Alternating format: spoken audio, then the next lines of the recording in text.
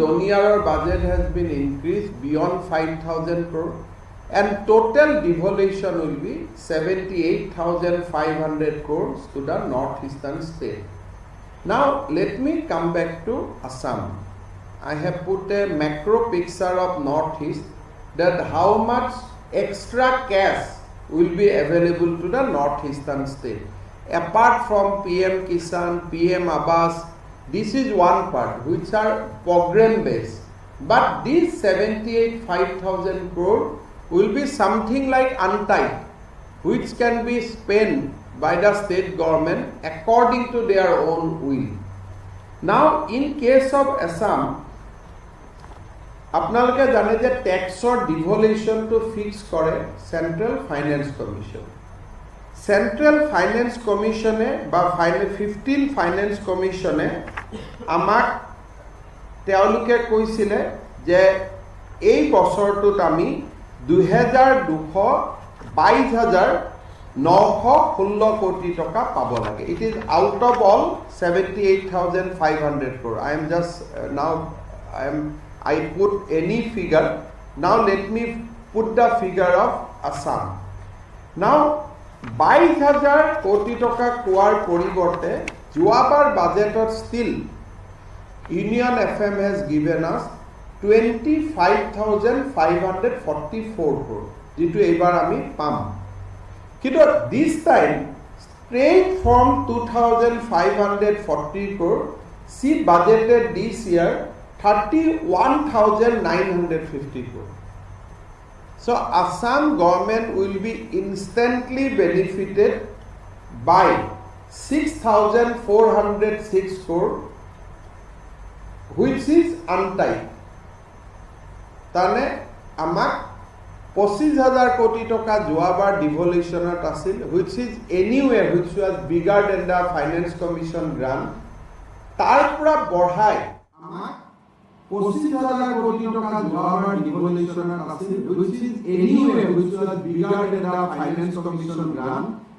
তাৰ পৰা বঢ়াই পুনে 31,000 কোটি 950 লৈকে দিয়াৰ কথা কোৱা হ'ল।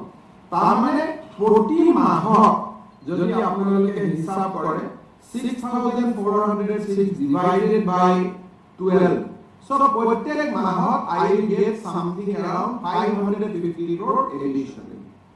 এতিয়া মই প্ৰত্যেক মাহত 1,800 কোটি পাওঁ আৰু ফেব্ৰুৱাৰী মাৰ্চত 2,300 কোটি টকা পাওঁ। But now I will instantly get 2,300 crores per month. Around February, March, I think we will get around 2,700. So, our leeway काम কৰাৰ কাৰণে যেটো আমাক এটা flexibility লাগে, that has been increased massive. 25,540 crores to 31,950 crores. It is a increase of 6,400 crore. You can put it as 6,500 crore. And this is at this stage, budgeted stage. বছৰত usually যোৱা বছৰ আমাক 25,000 crore বুলি কোৱা হৈছিল, but we end up getting 29,000.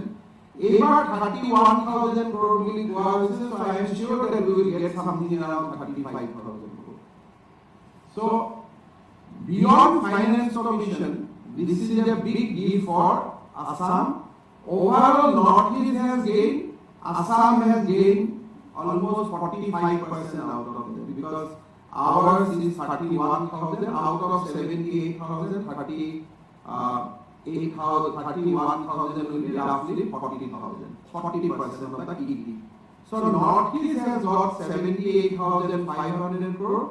Assam alone got 32,000 crore, 31,950, you can put 32,000 crore. Our municipality আৰু পঞ্চায়ত বিলাকক যেটো আমি ফাইনেন্স কমিশনৰ থ্ৰুদি আমি গ্ৰান্ট দিও, গাঁও পঞ্চায়ত, জিলা পৰিষদ, আঞ্চলিক পঞ্চায়ত আৰু পৌৰ সভাবিলাকৰ গ্ৰান্টত পৌৰ সভাবিলাকক 61% বঢ়োৱা হৈছে। যোৱাবাৰ যিমান গুৱাহাটী মিউনিচিপালিটিয়ে যিমান টকা গ্ৰান্ট পাইছিলে, this time they will get 61% more. Our Panchayat will get 15% more. So, not only state government will benefit, Panchayat and municipality also stand to benefit from this budget. ইয়াৰ উপৰিও SDRF যিটো আমাৰ বানপানীৰ লগত লিংক হয় যোৱাবাৰ তাত দিয়া হৈছিল 18,635 crore for the country. This time দিয়া হৈছে 19,571 crore. So there is a increase of SDRF grant also by 5%. তাৰমানে ফাইনেন্স কমিশনে আমাক দি দিছিলে তাতকৈ we will get 5% more. ঠিক তেনেকৈ CSS Central Sector Allocation amar almost 5% allocation has been increased. Normally ami 20,000 koti man toka pao ebosor this time it will be 21,000 crore. Amar jitu ataitoi amar labh hobo ei budgetor pora 1,37,000 koti toka interest free loan kotha এইবাৰ বাজেটত কোৱা হৈছে যোৱাবাৰ 1 লাখ কোটি টকা we got 4,000 crore যিমান আমি যোৱা কেইদিনমানৰ বিকাশৰ বাবে পক্ষেকত আমি আঁচনি আৰম্ভ কৰিছিলো almost 50% of the scheme has come because of the interest free capital loan. এই বছৰ interest free capital loan has been increased from 1,000 to 1 lakh crore to 1,30,000 crore. So capital project karone যোৱাবাৰ মই 4,000 কোটি টকা পাইছিলো. I have calculated this time it will be increased by 30% more. So roughly 1,500 কোটি টকা আমি বেছিকৈ পাম. So এই বছৰ capital project বনাবৰ কাৰণে আমি 6,000 কোটি টকা লোন পাম নামত লোন ইয়াৰ কোনো সুদ দিব নালাগে.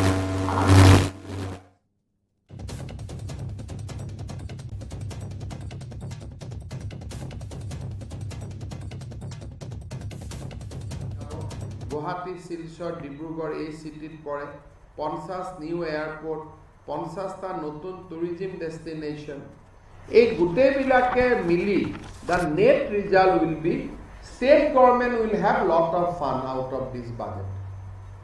At least I have calculated Assam will be richer by 10,000 crore out of this budget, not schemely, directly untied.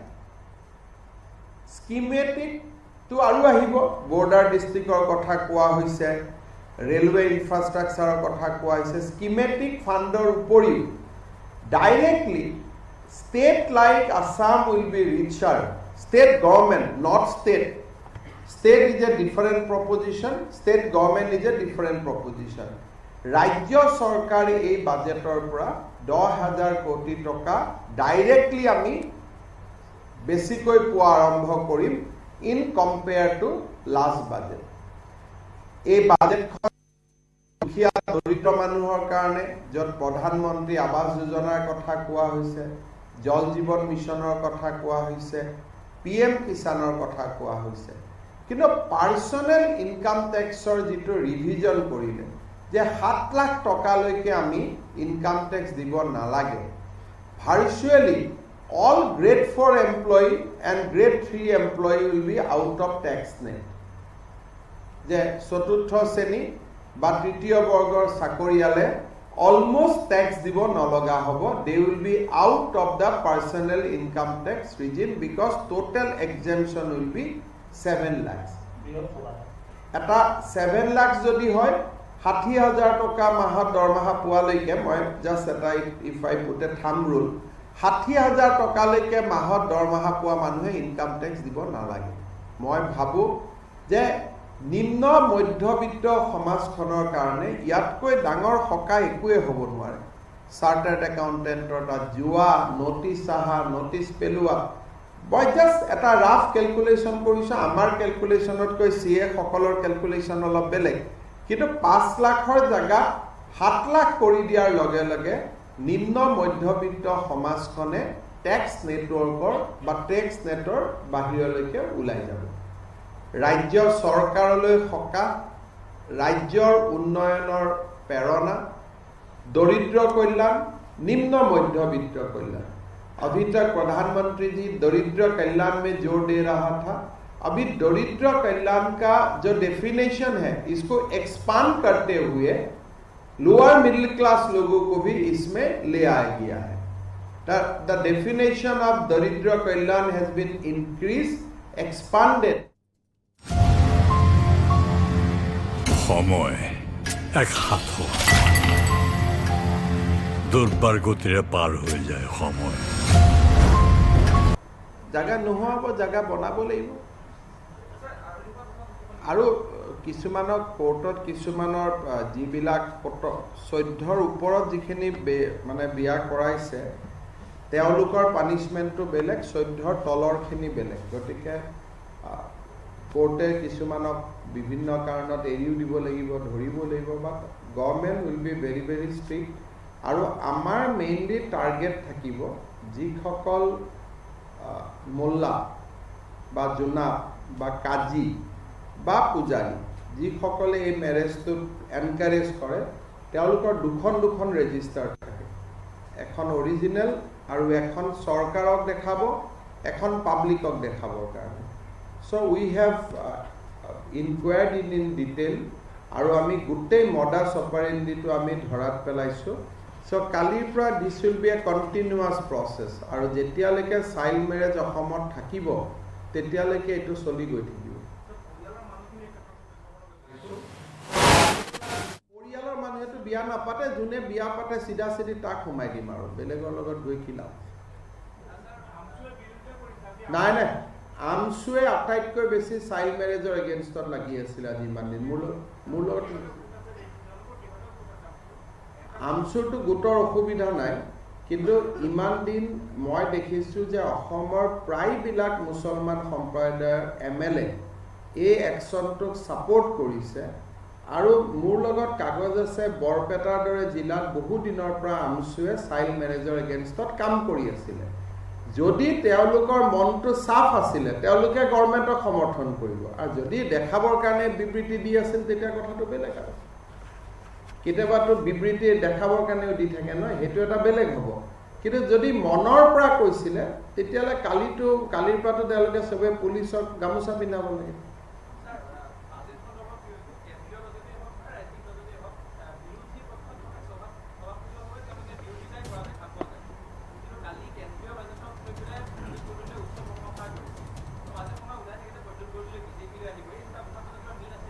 আপোনাৰ লগত চিনা জানা আছে, আপুনি সুধিব এইবিলাক কথা মোক কিয়। মই জাহাজৰ বেপাৰী আদাৰ খবৰ কিয় ৰাখোঁ? এলা মোৰ কামো নহয়, মোৰ খবৰো নহয়। বাজেট তেখেত এজন উচ্চ শিক্ষিত ব্যক্তি, বাজেটখন পঢ়ি ভাল পাইছে, আদৰণি জনাইছে। আকৌ কিবা বেয়া কাম কৰিলে হয়তো সমালোচনাও কৰিব। এইটো ভাল বেয়া চলি থাকে ৰাজনীতিত। এতিয়া কালিয়ে যে চাইল্ড মেৰেজৰ ওপৰত লৈছোঁ, আজি মই দেখিছোঁ যে জাকিৰ হুছেইন চেঙাৰ MLA তেখেতে বিৰাট